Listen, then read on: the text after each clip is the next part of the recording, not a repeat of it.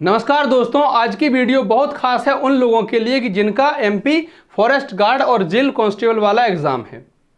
क्योंकि आज के इस वीडियो में अपन जो चर्चा करने वाले हैं वो इस पर करेंगे कि एग्ज़ाम हॉल में हमें क्या सामान लेकर जाना है, क्या सामान प्रतिबंधित है जिसे लेकर नहीं जाना है, क्या पूरी प्रक्रिया होती है, कब एंट्री लेनी है, वो सब कुछ हम समझने वाले हैं। परीक्षा के जो प्रवेश पत्र जारी हुए हैं उस पर भी सभी निर्देश लिखे हुए हैं और बहुत से लोगों को पता भी होंगे कि क्या, क्योंकि वो पहले भी एग्ज़ाम दे चुके हैं। लेकिन जिन लोगों के लिए पता नहीं है वो ध्यान से सुन लें, ताकि भविष्य में जब आप परीक्षा देने जाएं तो आपको कोई परेशानी ना हो। बहुत दिक्कत होती है, मान लो अगर आपसे कोई छोटी सी गलती भी हो जाए तो वो दिमाग इतना टेंशन में ला देती है कि 2-3 प्रश्न तो आराम से गलत कर देती है। तो भाई साहब ऐसी कोई गलती ना हो, इसलिए अपन इस पर एक सामान्य सी चर्चा करने वाले हैं। जैसा कि आप सब जानते हैं, कोई भी परीक्षा एमपीपीईबी या ईएसबी की परीक्षा डेट से 7 दिन पहले हमें एग्ज़ाम सिटी का पता चलता है, ताकि आप अपना रिजर्वेशन या होटल मोटल बुक करना हो तो कर लें। और 3 दिन पहले पता चलता है हमें एग्ज़ाम सिटी का कि हमारा एग्ज़ाम कौन सी सिटी में है। तो चूंकि मेरा एडमिट कार्ड जो हमेशा सबसे पहले जारी होता है वो जारी हो चुका है। आप देख सकते हैं पूरा एडमिट कार्ड मेरा डला हुआ है। नियम देख लेते हैं क्या है। अच्छा, जो मेरी रिपोर्टिंग टाइम है ना, एग्ज़ाम है जो मेरा वो 12:30 से 2:30 बजे तक है। तो रिपोर्टिंग टाइम कितनी है? 11 बजे, और 12 बजे तक रिपोर्टिंग होगी। एग्ज़ाम शुरू होने के आधे घंटे पहले रिपोर्टिंग पूरी तरह से बंद कर दी जाती है। इस बात को आप बिल्कुल नोट कर लें और आप तय समय पर ही पहुँचें।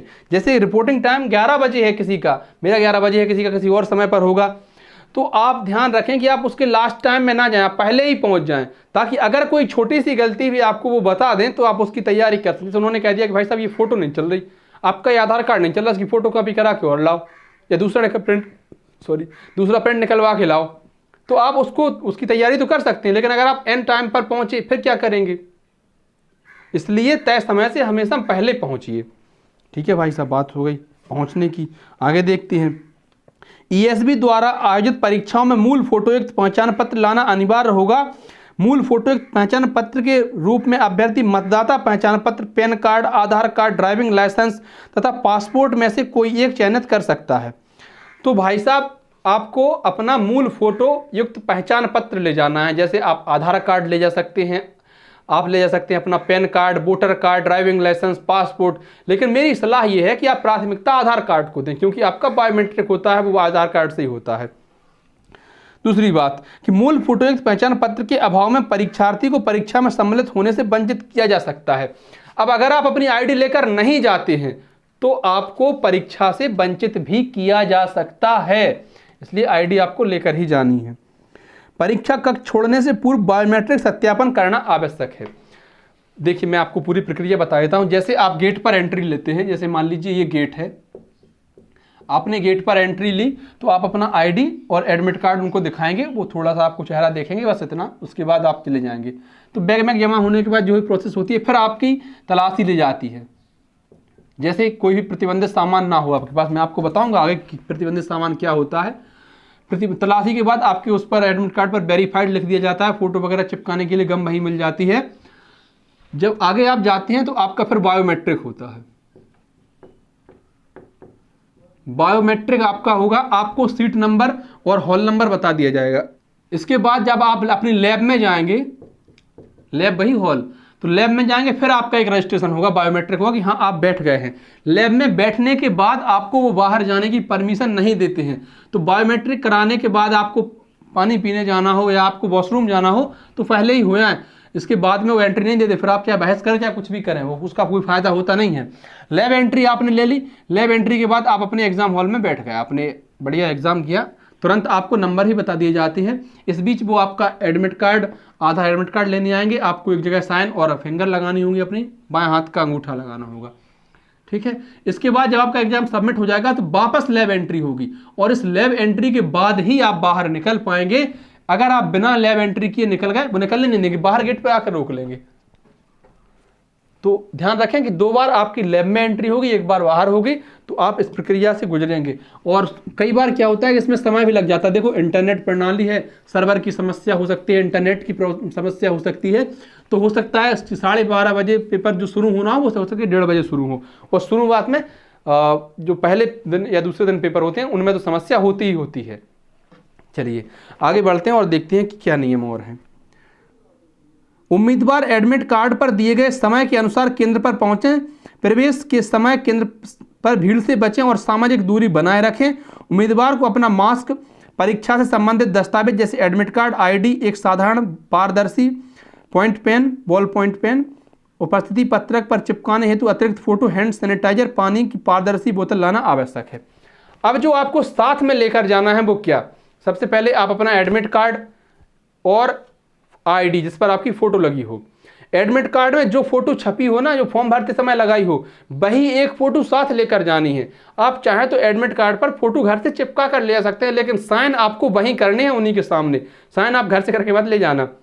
इसके बाद आपको अपना एक पेन साथ में लेकर जाना है, और पेन जो है वो पारदर्शी पेन होना चाहिए। देखिए पेन का भी ऐसा होता है, जो एसएससी की परीक्षाएं होती हैं, रेलवे की परीक्षाएं होती हैं, उनमें पेन वो खुद देते हैं।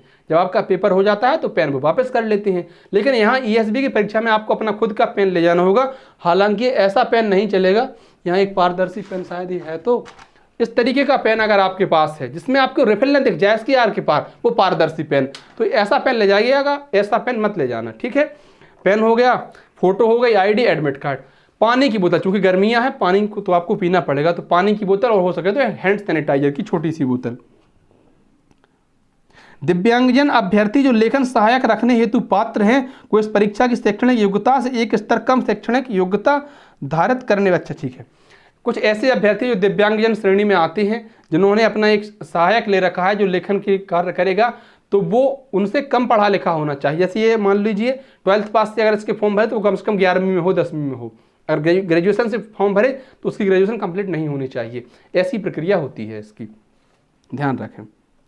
वही बताया मैंने, फोटो आप चाहें तो चिपका सकते हैं, और लेकिन साइन आपको घर वहीं पर जाके करना है। डाउनलोड व मुद्रित किए गए प्रवेश पत्र के आधार पर अभ्यर्थी परीक्षा केंद्र में प्रवेश कर सकता है। ठीक है, निर्धारित रिपोर्टिंग समय पश्चात उपस्थित होने वाले अभ्यर्थी को परीक्षा केंद्र में प्रवेश की अनुमति नहीं दी जाएगी। तो जो लोग लेट होंगे उनको बाद में एंट्री नहीं देगी, क्योंकि एक ऑनलाइन प्रक्रिया होती है, तो बाद में एंट्री नहीं दी जाएगी।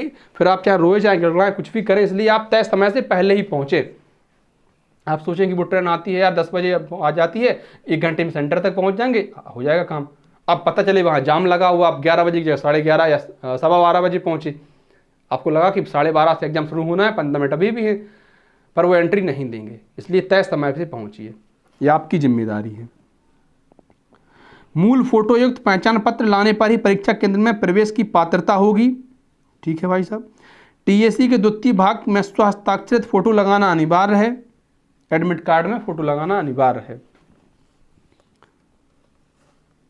मंडल की वेबसाइट पर परीक्षा से संबंधित मॉक टेस्ट उपलब्ध है। अभ्यर्थी इसके माध्यम से परीक्षा प्रक्रिया से अवगत होकर ही परीक्षा में सम्मिलित होने के लिए आवें। तो ईएसबी की ऑफिशियल वेबसाइट पर मॉक टेस्ट उपलब्ध है, तो आप जो है प्रैक्टिस कर ले अपने फ़ोन पर, लैपटॉप पर या कंप्यूटर पर, उसके बाद ही वहाँ पर जाएं तो आपको समस्या नहीं होती है। कई बार कुछ लोग तो ऐसे मिलते हैं, पटवारी परीक्षा में मेरे ही लैब में बैठे एक लड़के ने कहा उस टीचर से, वो जो एग्जामिनर थे उनसे, कि देखिए सर मेरे में जो हिंदी वाला इंग्लिश वाला पोर्शन है वो हिंदी में नहीं आ रहा है ना। तो कुछ लोग ऐसे भी होते हैं, ध्यान रखना भाषा जो होती है वो या तो हिंदी होती है इंग्लिश होती है, उसका ट्रांसलेशन नहीं होता है। आपको परीक्षा में गलत प्रश्न भी बहुत मिलेंगे, बहुत प्रश्न गलत मिलेंगे, लेकिन उनको आप गलत तब मानना जब इंग्लिश में भी गलत हो, क्योंकि इंग्लिश अगर हिंदी में अशुद्धि पाई जाती है तो उसका इंग्लिश वर्जन मान्य होता है। वो हिंदी इंग्लिश दोनों में ही गलत लिखा हुआ है तो बाद में उस पर विचार किया जाता है, लेकिन अगर वो सिर्फ हिंदी में गलत लिखा है और इंग्लिश में सही लिखा है तो ऐसे में उसको सही माना जाएगा। इस बात का आप विशेष ध्यान रखें, क्योंकि पिछली तमाम परीक्षाओं में गलत प्रश्न आए हैं। परीक्षा समाप्ति के पश्चात अभ्यर्थी का स्कोर कंप्यूटर स्क्रीन पर प्रदर्शित होगा। ठीक है, जब जैसे ही आप सबमिट करेंगे, 3-4 बार सबमिट क्लिक करना होता है, तो सबमिट करने के बाद आपका जो है स्कोर, आपने क्या स्कोर किया है वो तुरंत आपको बता दिया जाएगा। फिर आप बाहर निकलकर अपने घर पर या दोस्तों को कितना बताते हैं वो आपकी श्रद्धा है। अच्छा, परीक्षा हॉल में प्रवेश बायोमेट्रिक पद्धति के प्रक्रिया को उपरांत दिया जाएगा। ठीक है, मूल प्रवेश पत्र तथा मूल पहचान पत्र के अतिरिक्त अन्य कोई सामग्री परीक्षा केंद्र में लाना निषिद्ध है, लेकिन वो जो मैंने बताया बोतल वगैरह वो तो ले जा सकती हैं। अब देखिए क्या नहीं ले जाना है। तो परीक्षा हॉल में किसी भी प्रकार के calculator, beepers, pagers, mobile phone, cell phone या अन्य कोई इलेक्ट्रॉनिक उपकरण आदि पूर्णतः वर्जित हैं। आप भली भांति जानते हैं कि ये अमान्य है, उनको नहीं ले जाना है। जैसे कि घड़ी, चाहे आप डिजिटल हो चाहे एनालॉग हो, मोबाइल, कैलकुलेटर, ब्लूटूथ, ऐसी कोई भी डिवाइस आप नहीं ले जा सकती हैं। समस्या आती है बहनों के साथ, उनके जेवरात। तो ध्यान रखें कि कीमती सामान आप ना पहन के जाएं परीक्षा हॉल में, क्योंकि अगर उन्होंने कहा कि ये तो बाहर रख के आइए, आपने महंगा हार पहन रखा है, तो आप कहाँ ले जाएंगे आप उसको।